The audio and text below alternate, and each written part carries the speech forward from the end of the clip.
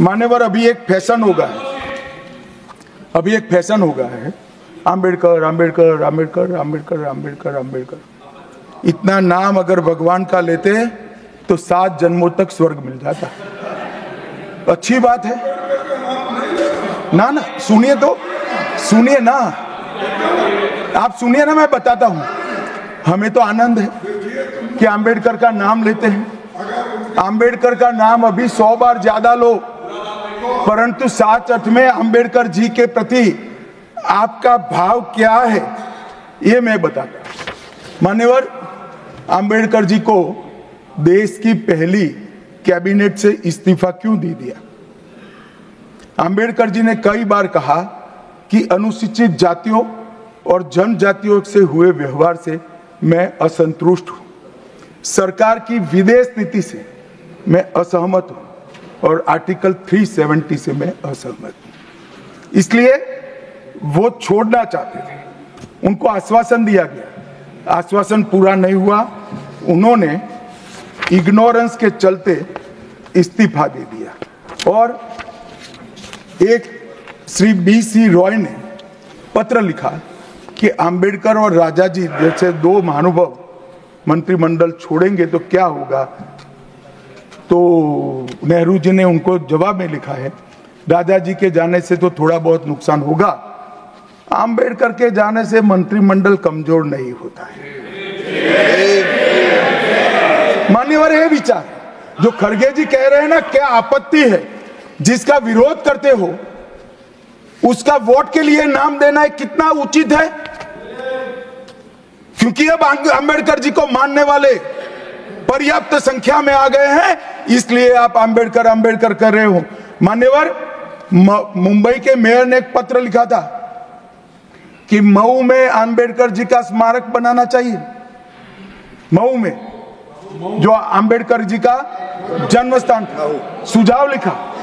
उन्होंने कहा आमतौर पर स्मारक निजी पहल से बनाने चाहिए। यदि सरकार किसी प्रकार की सहायता करती है तो वो उचित नहीं होगा। उनके कितने स्मारक बने साहब? कोई स्मारक आम्बेडकर जी का नहीं बना, देश भर में नहीं बना। आम्बेडकर जी के स्मारक कब बने? जब भारतीय जनता पार्टी सत्ता में आई, तब मऊ में डॉक्टर आम्बेडकर के जन्म स्थान पर स्मारक बना। लंदन में अध्ययन करते थे, वहां स्मारक बना। नागपुर में शिक्षा दीक्षावलित वहां बना। दिल्ली में महापरिनिर्वाण स्थल पर बना और मुंबई में चैत्य भूमि में भी बन रहा है। हमने 5 तीर्थ बनाए महामानव। और मैं मानता हूं मान्यवर, मैं मानता हूं कि आम्बेडकर जी के सिद्धांतों पर चलना नहीं और वोट के लिए उनकी गुहार लगा देना। 14 अप्रैल को राष्ट्रीय समरसता दिवस घोषित किया हमने। 26 नवंबर को संविधान दिवस घोषित किया। उस वक्त भी इसका विरोध कांग्रेस के वरिष्ठ नेताओं ने किया। কেন্দ্রীয় স্বরাষ্ট্রমন্ত্রী অমিত শাহ সংসদের রাজ্যসভায় সংবিধান নিয়ে আলোচনায় বিরোধীদের কড়া ভাষায় আক্রমণ করেন। তিনি এই সময় বিরোধীদের বারবার আম্বেদকর বলা নিয়ে সমালোচনা করেন। এরপর থেকে বিরোধীরা অভিযোগ করছেন যে অমিত শাহ আম্বেদকরের অপমান করেছেন এবং তার কাছে ক্ষমা চাওয়ার দাবি তুলেছেন। বিজেপি এবং RSS এর লোকেরা ডক্টর বাবা সাহেব আম্বেদকরকে কতটা ঘৃণা করেন তা অমিত শাহর মন্তব্য থেকে বোঝা যায় বলে কংগ্রেসের অভিযোগ। জয়রাম রমেশ সংসদে শাহের বক্তৃতার একটি ভিডিও শেয়ার করেছেন।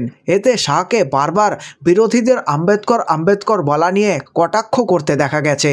অমিত শাহ বলেন, আম্বেদকর বলা এখন বিরোধীদের মধ্যে ফ্যাশন হয়ে উঠেছে। যদি আপনারা এতবার ঈশ্বরের নাম নিতেন তাহলে 7 জন্মে স্বর্গলাভ হতো। অমিত শাহ মন্তব্য করেন।